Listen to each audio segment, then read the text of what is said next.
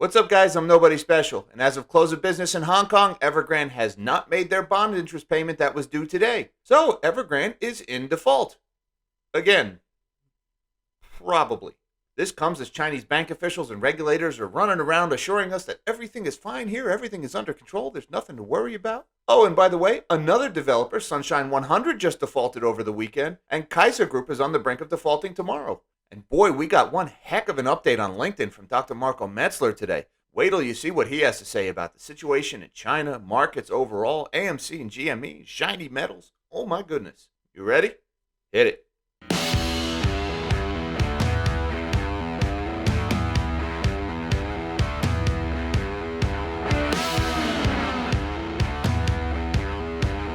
Thank you for joining me. I'm Jack Gamble, and I'm Nobody Special. And man, there is a lot going on in China today. We've got another developer went into default over the weekend. We've got Kaisa that is on the brink of default.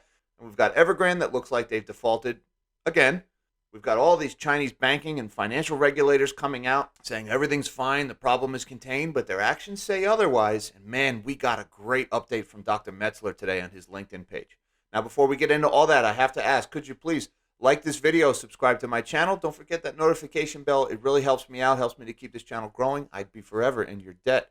And now with that, it is that time again. We are going to shrink my big, fat melon of a head and get into this article in Reuters. This is dated today. Chinese developer Sunshine 100 defaults on $170 million bond. Chinese developer Sunshine 100 Holdings said on Monday it had defaulted on a $170 million bond due to liquidity issues. The announcement comes days after bigger rival China Evergrande Group said there was no guarantee it would have enough funds to meet debt repayments. Now, Sunshine 100 is nowhere near the size of Evergrande. This is a much smaller outfit with less debt. However, this shows that this situation is not just contained to Evergrande, as a lot of Chinese banking regulators would have you believe. Reading on from the article, it shows some developers continue to struggle, even as Beijing has started to marginally relax financing to meet developers' normal funding needs. More on that in a minute. Sunshine 100 said in an exchange filing that it was not able to repay the principal and interest of a 10.5% bond due December 5th, owing to liquidity issues arising from the adverse impact of a number of factors, including the macroeconomic environment and the real estate industry. These companies are not making money anymore. This home sales have absolutely frozen up in China, and these folks just cannot make their debt payments. Now, another thing I would add here, the delinquency would also trigger across default provisions under certain other debt instruments, the company said. Now, that's important because that means even though this $170 million bond may not sound that big, we don't know how many other bonds this company has out there, and a default on one is a default on all of them. We also don't know how many credit default swaps and how much counterparty risk might be triggered by this. And also keep in mind, Sunshine 100 is just the latest in a long line of mid-sized and smaller developers that have been going belly up all year long. Now, Evergrande is the mother lode, but while we've been sitting here talking about will Evergrande, won't they, all these smaller developers continue to go belly up one after another. Also keep in mind, we've got Kaisa Holdings that's still out there. They have a payment due tomorrow, and that could be another one. Now, Kaisa is the second biggest debt load in China behind Evergrande. So that would be yet another round of cross defaults and CDS risk and counterparty risk. So the losses are really starting to pile up for a lot of these investors. And we don't yet know the extent of the fallout from that when it comes to Chinese banks and international institutions. Now, moving on to the bigger of these two stories, Evergrande moves toward restructuring. The state swoops in to contain risk. Now, this is dated today. China Evergrande Group has set up a risk management committee as the cash-strapped property developer inches closer to a debt restructuring that has loomed for months over global markets and the world's second largest economy. Yes, China Evergrande Group, thank you for waiting until December 6th to set up your risk management committee. No, not before you went $300 billion in debt and missed all these payments and screwed all these investors. No, now you're going to set up a risk management committee. Way to get out in front of that one, you guys. The real estate giant, which is grappling with over $300 billion in liabilities and is at risk of becoming China's biggest ever default, said on Monday that the committee includes officials from state entities and would play an important role in mitigating and eliminating the future risks of the group. Now, this is important here, that this risk committee includes government officials or people from state entities. So that is where the priorities lie. This risk management committee, these are government people who are there to represent the government's interests, Not the investor's interests, not the company's interests, certainly not yours or mine. Now, what does the Chinese Communist Party fear? Not the United States, not any other country. The only thing the CCP fears is its own people. So this risk management committee is there to make sure that the damage is contained to as few Chinese citizens as possible. The last thing the CCP wants is mobs of millions of investors who have lost everything. Right? So they're not there to save this company. They're not there to bail out international investors. They are there to keep the Chinese people happy. On Friday, Evergrande said it would seek to restructure its offshore debt after acknowledging that it may no longer be able to meet its financial obligations, prompting the provincial government of the southern province of Guangdong, where it is based, to step in to help manage the fallout. We did a video about that one on Friday. I'll put a link in the description if you want to check that one out. Now, I found this quote interesting. Evergrande's been trying to sell assets to repay debt, but Friday's statement basically says it's going to surrender and needs help, said Kanita Hung, Investment Strategy Director at Tiger Faith Asset Management. This sends a very bad signal. Evergrande shares slumped to a record low on Monday as it teetered yet again on the brink of default, with the end of a 30-day grace period looming on dues totaling $82.5 million. At the end of Asia business hours, two bondholders said they had yet to receive payments. Evergrande, which made the 11th hour coupon payments in the past, allegedly declined to comment. Again, we have this pattern of anonymous sources and the company not making any comment. Nothing new here. If Evergrande was declared in formal default, it would trigger a wave of cross defaults that would ripple through the property sector and beyond, potentially rattling global investor confidence, already shaken by the emergence of something I can't say because I don't want to get flagged. Now, this last line here is important, talking about global investor confidence, because I found this little gem on Twitter. This is from China Property Focus. According to UBS, developers' offshore financing channels are effectively closed. What they're saying is because of the way offshore bondholders are being treated by Evergrande and these other developers, that these companies are now cut off from international funding to continue operations. So this is big. When you screw your investors over and over again, eventually you run out of investors, right? So that means the money has to come from inside of mainland China now. Well, there's still problems there because cash flows are drained by falling sales and freezing pre-sale proceeds. 2022 property sales and starts could fall 20% without policy easing. And I think that 20% number from UBS, I think that is bunk. I think sales have already fallen way more than 20%. I think you cannot trust any of these numbers coming out of the Chinese Communist Party. And they move on to say, which, if happens, will inevitably lead to a hard landing of China's economy. And when you hear hard landing, you need to think economic mayhem. Now, the CCP has rolled out all of these banking officials and regulators, and they've been saying everything is fine, that the property sector is returning to normal. What a joke that statement was. And that the risks are contained to Evergrande because of Evergrande's bad management, and that this isn't reflective of the broader Chinese economy. Everything's perfectly all right now. We're fine. We're all fine here now. Thank you. How are you? However, their actions say otherwise. I found this one today, and the timing of this is no mistake. China frees up $188 billion for banks in second reserve ratio cut this year. And this is dated today in Reuters. Chinese central bank said on Monday it would cut the amount of cash that banks must hold in reserve, its second such move this year, releasing 1.2 trillion yuan, or $188 billion, in long-term liquidity to boost their slowing economic growth. Now, what they're doing here is they are loosening the requirements on banks because they know this default is going to stress China's banks. Now, remember, reserve requirements, that's the amount of cash that the banks are required to keep on hand to insulate themselves from a wave of withdrawals, all right? Think about that as their cushion, their ability to absorb financial difficulty. Now, these requirements are placed on the banks to make sure they have that liquidity in place in the event that disaster strikes.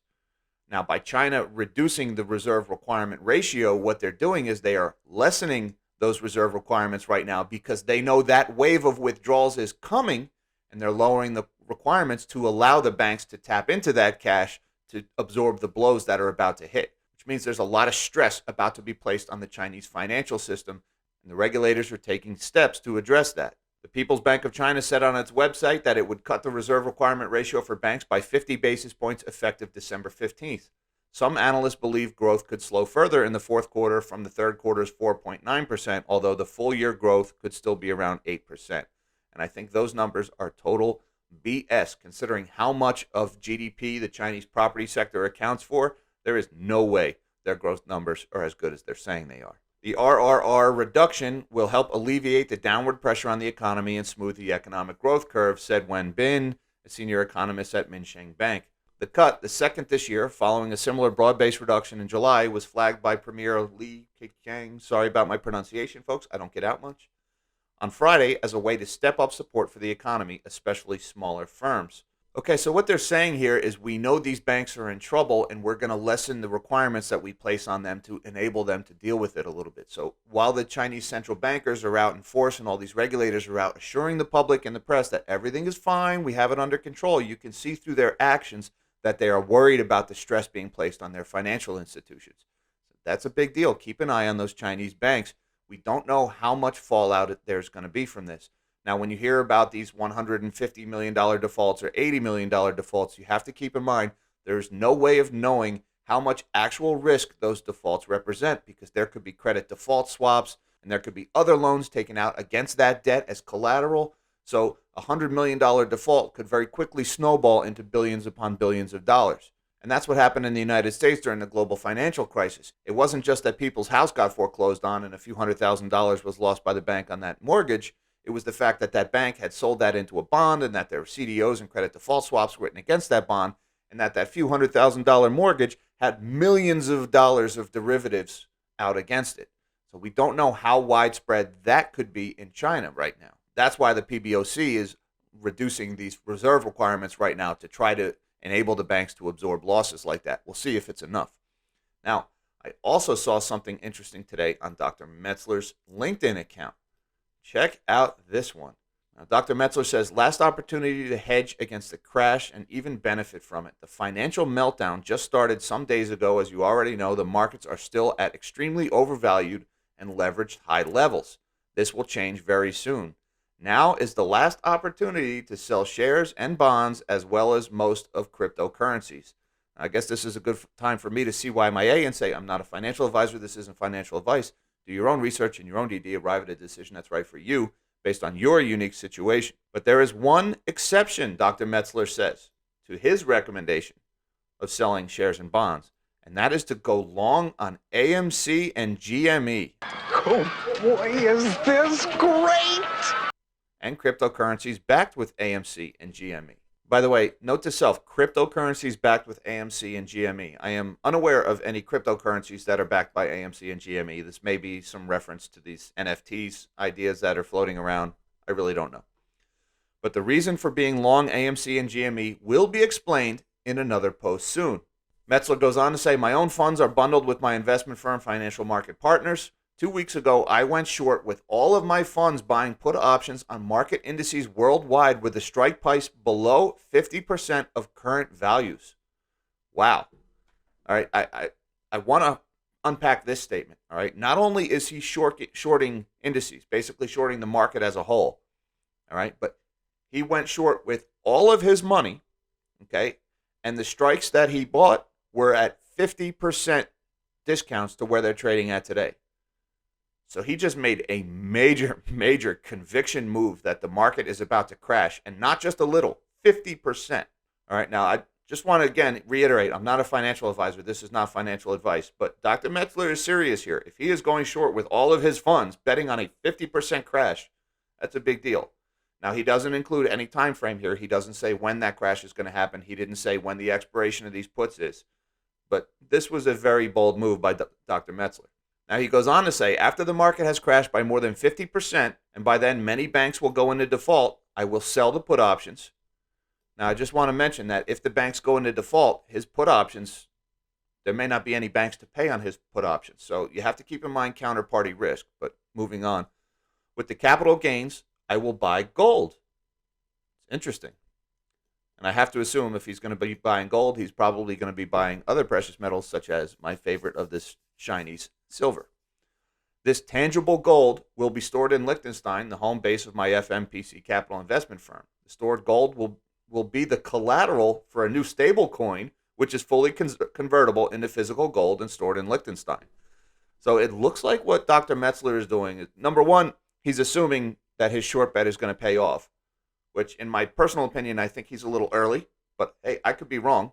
If you're wondering why I think he's early, check out a video I did last week. I'll put a link in the description to that video. But what he's talking about here is basically creating something like Kinesis that's already out there, a cryptocurrency that is backed by physical gold or silver. At this time, all market participants will have lost the faith in existing currencies, and trust has to be built up going back to a gold standard. The new stablecoin will be the ground for a start into the new economic world after the Great Reset. So Dr. Metzler has a lot going on there, okay? Number one, he's saying he just went majorly conviction short the market with all of his money banking on a 50% crash. All right, so that is a serious short position. But he left out that he's short everything except AMC and GME. And man, I can't wait to see that post and what his reasoning is. I wonder if he knows something the rest of us don't. And I also like his approach that assuming he makes profits from this short, that he would pile those into gold. All right.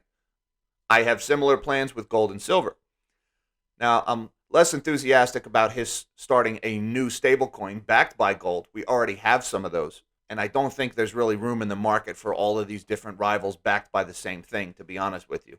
But that is still an interesting development, and we are looking forward to hearing more from Dr. Metzler on that subject. So long story short, the situation going on with the China developers is really picking up steam. It's been quiet for a couple of weeks, but now it's really getting going. We've had this Sunshine 100 go belly up. We've got Kaisa about to go belly up. We've got Evergrande appears to have gone belly up. Now, we've been here before, and things have been wishy-washy, and we have the whole situation with Dr. Metzler's lawsuit, and the Cayman's still out there, but it looks like Evergrande, once again, has gone into default. And even though these Chinese banking officials are reassuring everybody that everything's fine, with them lowering their reserve requirement ratio, it's obvious that they don't think everything is fine, and they're trying to make some cushion for the banks to absorb the blows that are coming. Keep your eye on that situation in China. There is a lot going on right now.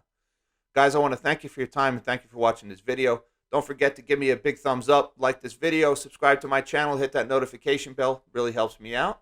In the meantime, live small and dream big.